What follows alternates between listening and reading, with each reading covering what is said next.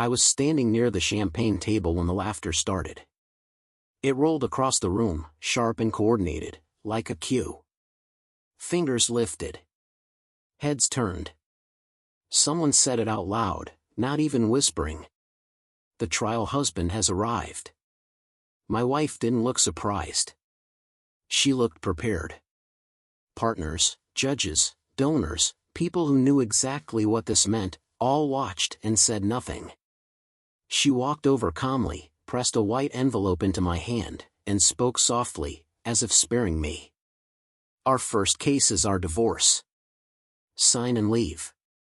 I felt the room close in. I didn't argue or cry. She had rehearsed it. I could tell by how smoothly she stepped back into the circle once I left the envelope on the table. The applause restarted, polite and thin, and the managing partner took the microphone to welcome everyone again. No one followed me. In that moment I understood the power structure in the room. My wife was the authority. She paid retainers, sponsored chairs, funded renovations. I was background, a line item already approved. We met when she was a junior associate sharing an office with a copier that jammed every afternoon. I covered rent when her clerkship ended and the offer letter stalled. I co-signed the first loan, then the second. I paid vendors on time because she hated reminders. When her firm pitched the new practice group, I wired the seed money without ceremony. It wasn't charity. We were married. I believed partnership meant continuity. At home, decisions arrived already made. Dinner plans, holidays, even which friends were convenient. When I questioned timing or cost, she called it noise. She said lawyers survive by momentum. Slow people get left behind. I learned to translate that as instruction. Stay quiet. Keep the engine running. The gratitude came in small doses, usually when someone else was watching. The night of the opening, the authority figure wasn't just her. It was the room. Judges who had accepted tickets. Consultants who invoiced monthly. A board member who once asked me to move my chair so the logo was visible. They saw the envelope and chose stillness. Convenience always wins when silence costs nothing. I walked out into the street and stood there longer than I should have. The valet asked if I needed my car. I said no and kept walking. My phone buzzed with calendar alerts for trips I had planned and paid for. Retreats, conferences, dinners with donors who thought the firm was stable because I made it so. That pattern didn't start that night. It started when my questions were framed as disloyalty. When my support was treated as expected, then invisible. When my name vanished from programs and plaques while checks kept clearing. Authority doesn't need to shout. It only needs others to nod. By the time I reached the corner, I wasn't shaking anymore. I felt an unfamiliar calm. I didn't call anyone. I didn't defend myself. I understood something simple and sharp. If fairness depends on the powerful choosing it, then fairness is optional. And optional things disappear first. Inside the quiet, I noticed details I had ignored. The ease with which my presence had been edited out. The comfort people took from my labor without acknowledgement. Authority thrives on habits like that. I didn't feel angry. Anger asks for witnesses. I felt resolved. I would stop being useful where I was unwelcome. I would stop smoothing edges for people who mistook access for entitlement. I crossed the street, breathed once, and kept moving. The city hummed behind me, indifferent, finally matching my mood. The calls started the next morning, not from her, but from people who had never learned my last name. A development director wanted to clarify a transfer. A travel coordinator asked why 3 reservations had vanished overnight.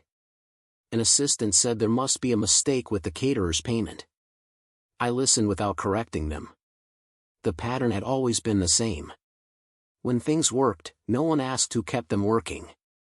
When they stopped, everyone wanted a name to fix it. I thought back over the years and saw the same shape repeated. My credit smoothing gaps while invoices lagged. My calendar absorbing obligations so hers could stay clean. My presence at dinners meant to reassure donors that the firm was safe, domestic, grounded. When I wasn't needed, I was decorative. When I was needed, I was invisible. She used to say she preferred privacy. That was how my role shrank without argument. I was introduced less. Then not at all.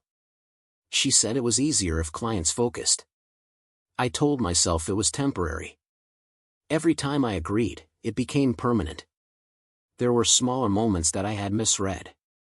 A holiday she canceled because a judge needed a favor. A birthday spent at a fundraising table where my seat was assigned behind a pillar. A thank you card written to the firm, not to me, after I paid a bill that saved a deadline. None of it hurt enough alone. Together, it formed a rule. I existed to absorb friction. When the envelope appeared, it didn't create the truth. It revealed it. The room didn't laugh because it was cruel.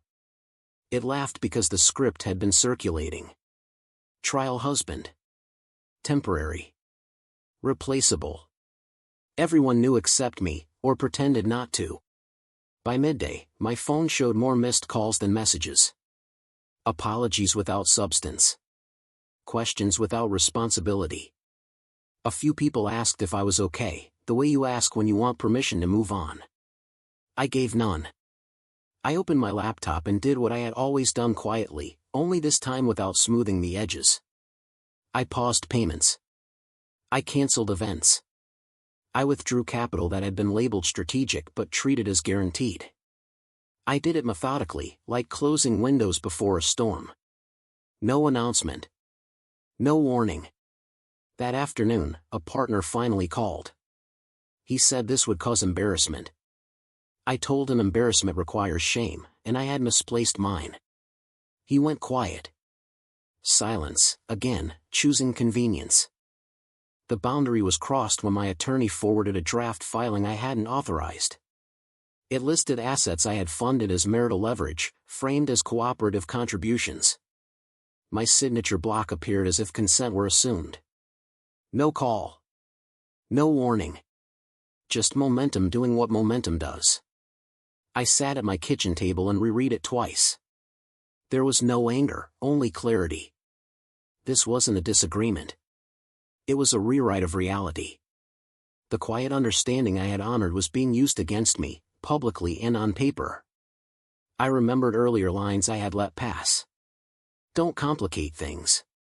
Let me handle it. Trust the process. Each phrase had trained me to step back. Each step back made the next step easier for them. I closed the document and made a list. Accounts. Contracts. Travel holds. Advisory agreements. I didn't rush. I didn't call her. I didn't explain. I simply stopped asking to belong to a system that required my silence to function. That evening, a courier arrived with another envelope. This one asked for signatures to expedite matters. The language was gentle, almost caring. It assumed compliance the way furniture assumes a floor. I didn't sign. I sent it back with nothing attached. No note. No emotion. Boundaries don't need speeches. They need action. The calls intensified. So did the stories. I was difficult. I was emotional. I was confused. None of it reached me. I had already stepped outside the frame they were arguing in. That night, I slept for the first time in weeks. Not relief. Resolve. When you stop negotiating your own erasure, rest comes easily. Morning arrived without urgency, and I welcomed it, steady, prepared to let consequences speak while I moved forward, unclaimed, intact, and done waiting for anyone who still misunderstood me. I withdrew quietly. I closed accounts in my name, reassigned vendors, and honored obligations that were mine alone. I did not post. I did not warn. Paperwork moved faster than gossip ever could. By the end of the week, the firm postponed 2 events. A donor requested explanations. Travel reimbursements stalled. the managing partner sent a careful email about timing. My wife finally called, not to ask how I was, but to ask what I wanted. I told her nothing. Silence is a complete answer. Legal notices followed. The draft that presumed my consent had to be corrected. Filings slowed. Numbers were reviewed. A narrative that depended on my quiet support lost its footing. People began to notice the gap where certainty used to be. Socially, the room changed. Invitations softened, then stopped. A judge declined to attend a rescheduled dinner. A consultant asked for a retainer up front. Reputation is a fragile thing when it has borrowed weight. Someone did come to my door. It was a board member, holding apologies shaped like concern. He said this was all unfortunate. I said it was accurate. He nodded, relieved to leave with a version that spared him effort. I kept moving. I rented a small place near the river and bought a table I could afford. Mornings returned to me. I read contracts slowly. I chose my own dinners. I did not win anything dramatic. I regained authorship. The consequences arrived without spectacle, steady and deserved. When people asked where I stood, I said I was standing where my name belonged. Forward felt quiet, honest, and finally mine. I learned to trust my ledger, my breath, and my calendar, and to let time correct what applause once distorted, without asking anyone to clap for it ever again now.